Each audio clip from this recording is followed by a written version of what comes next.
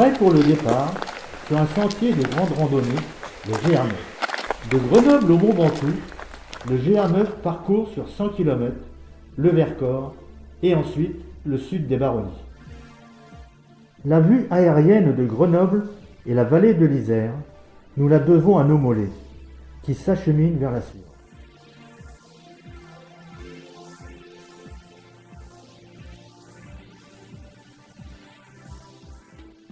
Saint-Nizier et les Trois Pucelles, nous escaladons le Vercors Est. Arrivé à la Sûre, et en prime un panorama magnifique, l'Isère, la Chartreuse et au fond les écrins. À nos pieds, les falaises nord-est du Vercors. Très beau décor. Au pas de la clé, on se pose et on ouvre grand les yeux.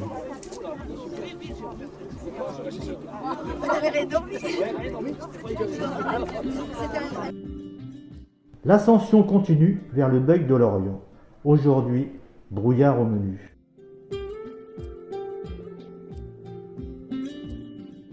Le village de Rancurel nous ramène en terre plus hospitalière.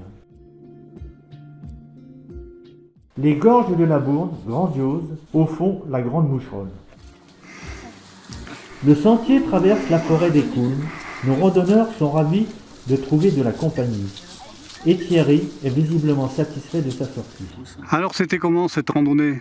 On vient de faire donc 10 km 500 sur le GR9 dans le Vercors. C'était bien, c'était en partie abrité, en partie ensoleillé. On a bien marché, c'est très agréable pour les poumons. On en profite, il y a de très beaux paysages et c'est bien balisé. Donc on est bien, on est reparti pour une bonne semaine derrière tout ça. Ça fait bien plaisir.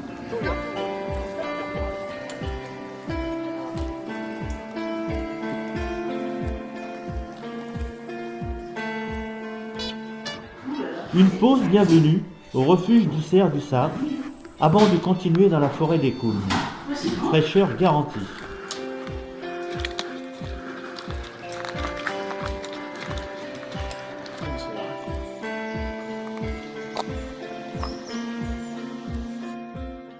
Le village de la Goulandière est un lieu chargé d'histoire. Détruit en 1944, il ne reste que des ruines, excepté le refuge.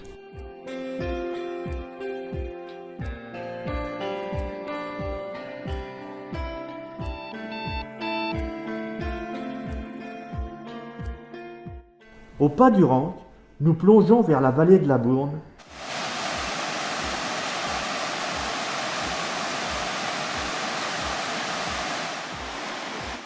La rivière est limpide et tumultueuse. Elle nous conduit au village de Choranche et sa célèbre grotte aux fines fistuleuses.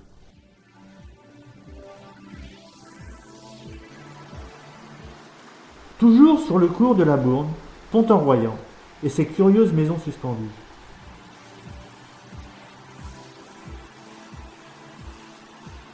Visiblement, nos randonneurs ont choisi une bonne adresse, le restaurant du musée de l'eau. En entrant dans la Drôme, nous prenons de la hauteur. Le cirque de Comblaval ne laisse pas indifférent.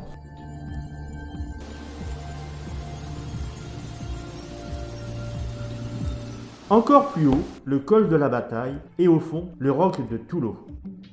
Plus sportif, le trail sur le GR9. Nos coureurs sont accueillis à Léoncel par le comité de randonnée pédestre de la Drôme.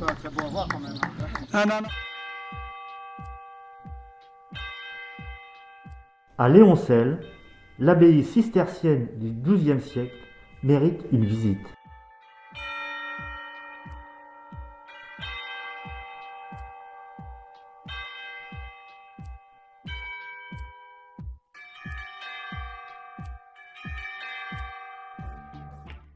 Les GR supposent aussi d'être entretenus. Louis et ses amis participent à cette tâche. Balisage et débroussaillage à l'ancienne.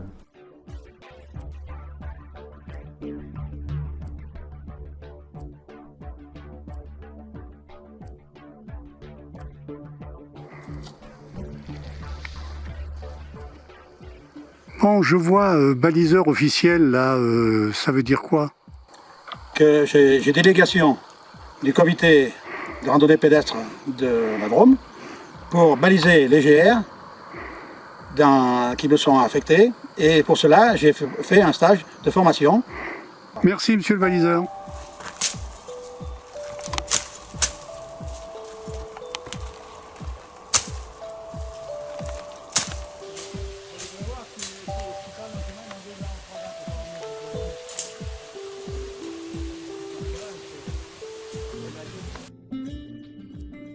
Après Léoncel, le GR9 bascule vers le sud Drôme, en direction de Plante-Baie et Beaufort-sur-Gervanne.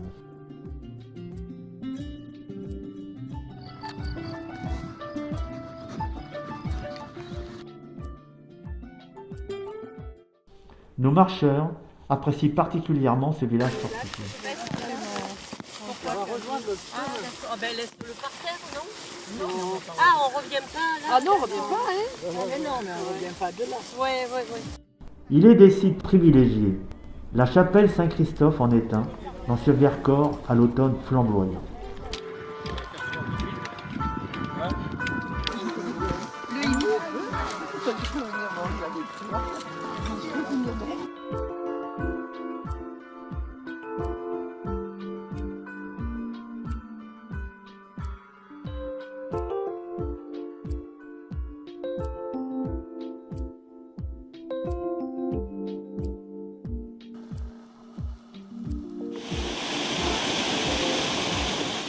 La Gervanne s'écoule vers le sud. À Saillant, nous passerons le pont sur la rivière Drôme. Nos randonneurs remontent vers les falaises des Trois-Becs.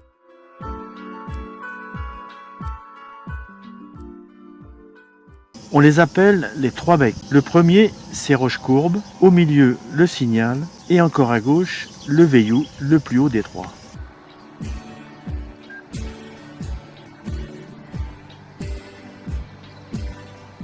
C'est fait, nous sommes en Drôme provençal, à Bourdeaux exactement, à parcourir les vestiges du château des évêques de Die. L'air est limpide, la découverte magnifique.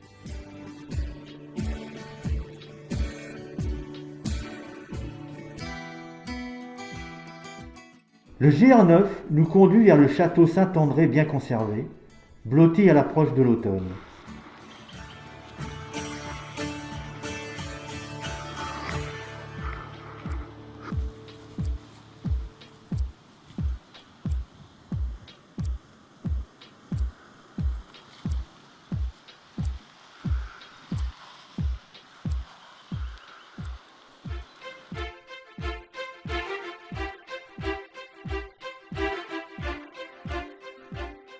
De château en château, nous arrivons à celui de Cons, reconverti en gîte.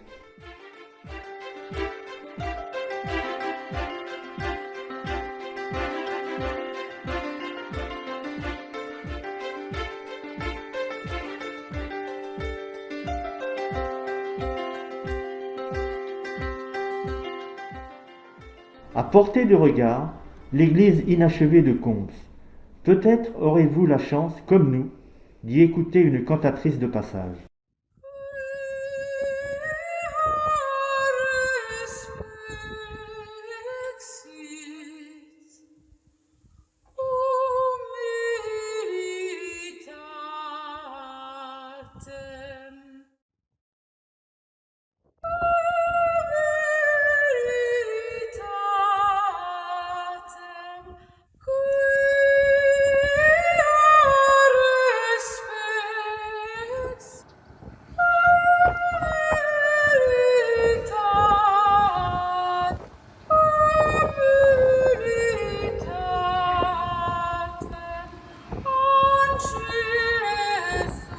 Toujours en direction du sud, une exposition de poterie qui a fait la réputation de Dieulefit.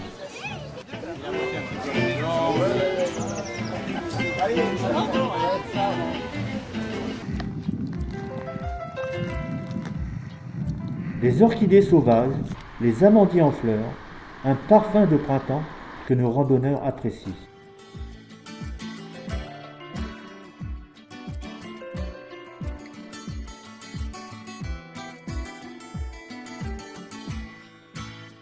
Décidément, le GR9 aime les châteaux. Celui de Bacon, en ruine, est envahi par la végétation. La montagne de la Lance, vue du ciel.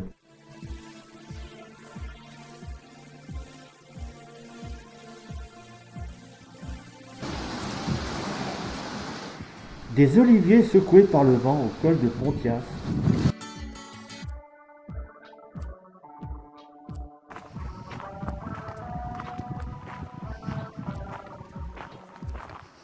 Où le sentier nous conduit vers une chapelle qui domine la vallée de l'Aigle.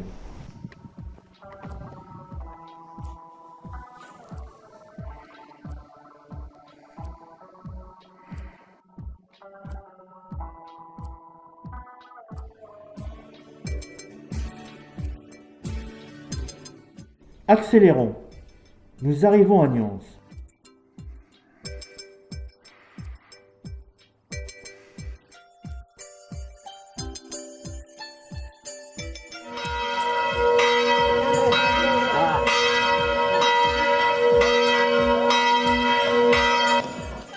Le marché Fleurbon la Provence.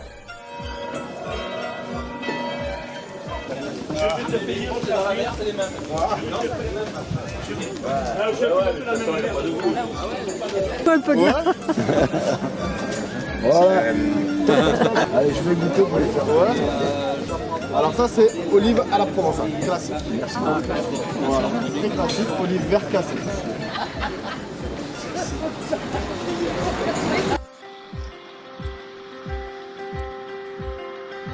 Il suffit de passer le pont sur l'Aigle pour plonger un peu plus en Drôme provençal.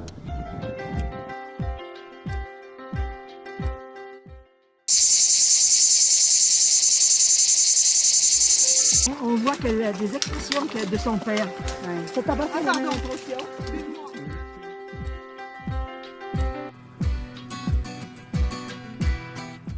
Le rocher Saint-Julien, dont la crête surplombe Buis-les-Baronnies.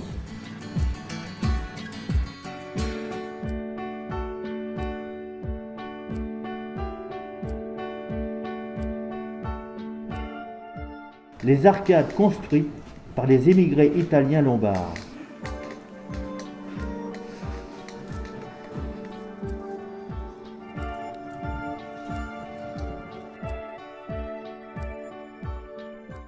Ici s'exhale du parfum des tilleuls et de lavande.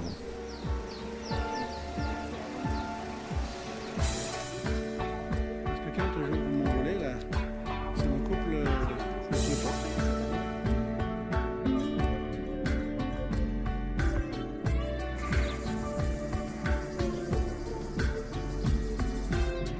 Notre marche continue. Parfois, elle devient plus difficile, mais rien n'arrête un vrai randonneur.